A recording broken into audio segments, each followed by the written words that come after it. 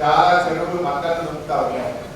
ఎక్కడ చూసినా ఈ గడ్డల్లో కూడా పచ్చని పొలాలు కనపడతా ఉన్నాయి. సిద్దిపేట అంటే చాలా గలగల బారుతా ఉన్నాయి. పచ్చని పొలాలతో ఇవాళ 85,000 ఎకరాల్లో సిద్దిపేట నియోజకవర్గంలో వరి నాట్లు వేస్తున్నారు.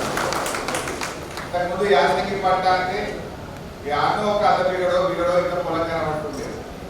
ఇప్పుడు ఎక్కడో అద్దెగడ ఖాళీ కనబడుతుంది.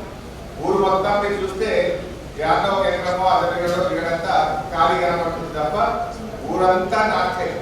అయితే పక్కనో సన్ఫ్లవర్ ₹90 వరి నాట్లు బ్రహ్మాండంగా సాగు చేస్తూ ఉన్నారు.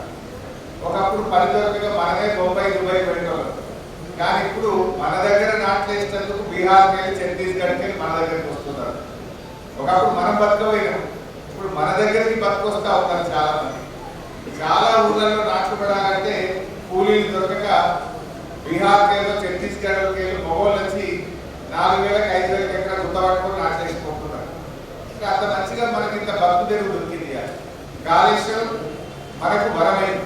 కాళేశ్వరం ప్రాజెక్టు ఒక వరమైంది మనకు.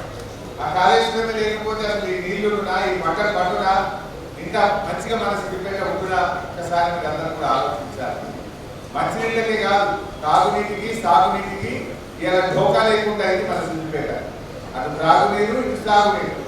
తద్వారా అందరికి ఎంతో కొంత ఉపాధి దొరుకుతా ఉంది. ఇది కొంత నమ్ములూరు కొంత చిన్నకూడూరు అయితే మిర్చి పెట్టుకొని బ్రహ్మాండంగా ₹4 గట్టి సంపాదిస్తూ మిర్చి పెట్టి చాలా కుటుంబాలు బాగుపడతా ఉంటే ఎంతో సంతోషం కలుగుతా ఉంది. కొంతమంది ఆయిల్ పామ్ పెట్టి నమ్మూరులో సిద్దిపేటను అగ్రగామిగా నిలుపుకుందామని చెప్పి మనం చేస్తూ నేను ఎక్కువ విషయాలు మాట్లాడి బోర్ కొట్టేయకుండా ఒక్కొక్క మండలం పిలుస్తాను దూరంలో